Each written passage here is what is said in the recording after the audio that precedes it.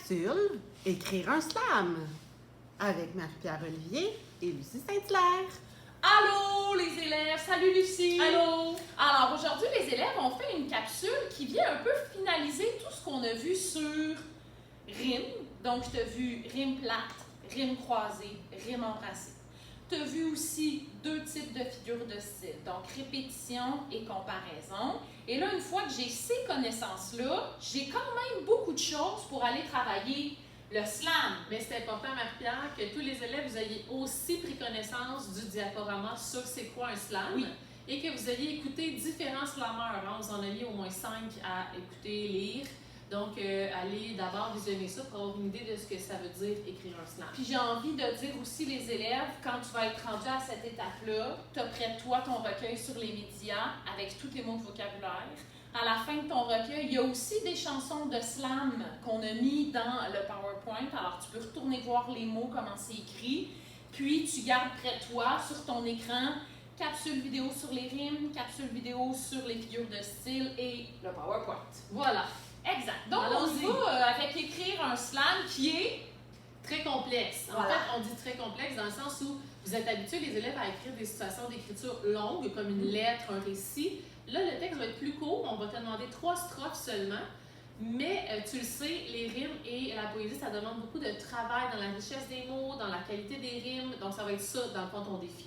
Puis j'ai envie de dire aussi que c'est un défi qui peut s'échelonner sur plusieurs jours. Ça veut dire que je peux faire une première écriture de ma poésie, puis je la laisse de côté, puis je la reprends le lendemain. Des fois, ça peut faire du bien de retravailler ça le jour suivant pour pas que mon cerveau arrive avec des idées de rimes forcées. Et on fait attention, les élèves qui vont faire des petites recherches sur Internet. Quand je prends des choses toutes déjà écrites de quelqu'un, c'est du plagiat. Hein? Ça, c'est du vol. Donc, tu peux pas voler les idées et le texte de quelqu'un d'autre. Donc, on va te demander de faire attention parce que quand on va trop en voir, qu'on on en lit trop, on aurait tendance à vouloir copier-coller des textes déjà écrits, mais c'est interdit, bien sûr.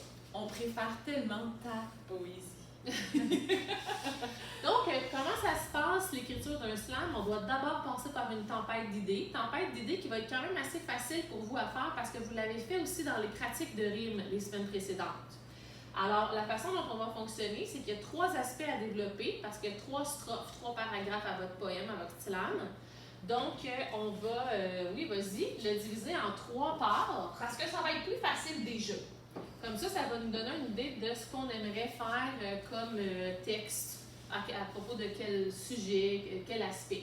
Donc, on est toujours dans les médias. Dans les rimes, Marie-Pierre, quand on s'est pratiqué, on en avait déjà un petit peu des aspects, fait qu'on pourrait aller chercher ça. Moi, je me rappelle, j'ai fait une capsule avec toi où on avait vu comme le positif, le négatif, puis si je pense au positif des réseaux sociaux ou des médias, puis si je pense au négatif des réseaux sociaux ou des médias, il y en a beaucoup. Hein? Alors, on peut avoir un aspect positif. Là, je vais mettre un P. Tiens, je vais mettre un bonhomme baboune. Ça Ok. va dire les choses moins belles qui se passent sur les Super. médias. Et je me rappelle aussi, je pense que j'étais, ou c'est Valérie et Isabelle qui ont fait quelque chose en lien avec les vedettes, là, je sais plus trop, mais je sais que tout ce qui tourne autour de médias, réseaux sociaux, Internet, il y a comme de la vedette. Et la vedette et de l'influenceur, C'est c'est ça. positif et négatif, donc ça se situe un peu entre les deux. Bon, Ok. on pourrait y aller avec ces idées-là. Alors ici, Marie-Pierre et moi, on pourrait, on va vous donner 2-3 exemples de ce qu'on ferait, mais c'est sûr que toi, tu auras à faire une tempête d'idées plus longue que nous pour avoir plusieurs mots. Par exemple, Marie-Pierre, moi, dans le négatif, là, je sais qu'il y a des fausses nouvelles. Ouais, fake news. Ben moi, dans le positif, j'ai envie de dire à quel point c'est facile de communiquer. Puis là, c'est sûr qu'actuellement, c'est comme l'élément qui est du plus. Alors, je dis communication facile, je dis rapidité. Ensuite, j'ai envie de dire plaisir, parce que Oui, il y a si plein c'était de choses aussi agréables. plaisant, on ne passerait pas autant de temps là-dessus. Information, donc info, plus. Donc ici, je pourrais mettre un signe de dollar pour nous faire penser qu'il y en a qui gagnent beaucoup de sous, carrière. J'ai envie de dire nouveauté, hein, parce que Oui. souvent les vedettes, dans ce monde-là, c'est nouveau, c'est rapide, c'est instantané. OK. Donc ça, c'est un exemple de ce que tu peux faire pour découvrir 3 aspects et avoir différents mots que tu pourras réutiliser dans tes strophes ensuite. Puis si jamais tu manques d'inspiration, recueil sur les médias ou encore toute la liste de vocabulaire autour des médias. OK? Donc là, ensuite, on irait voir ici, une fois qu'on a fait nos tempêtes d'idées. Là, c'est ici qu'on commencerait nos 3 strophes. c'est sûr que je vais pas réinventer 3 strophes, hein? Je vais utiliser les choses de la page précédente.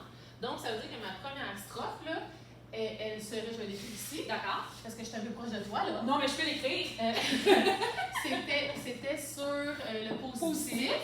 Ensuite, l'autre, c'était sur le négatif. Ouais. Puis ici, c'était sur le fait de découvrir des vedettes instantanées. Ouais.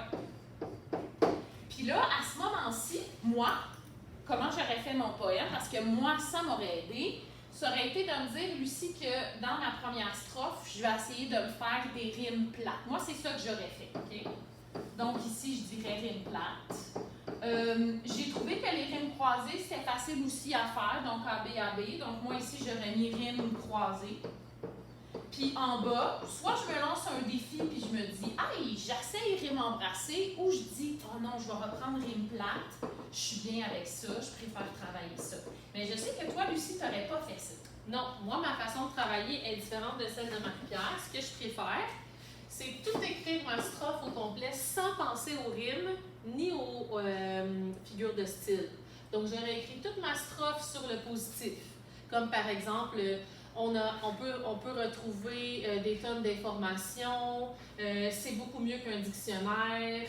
Je sais pas moi, c'est là-dessus que je fais toutes mes recherches. Puis avec les médias, on n'a plus besoin des livres.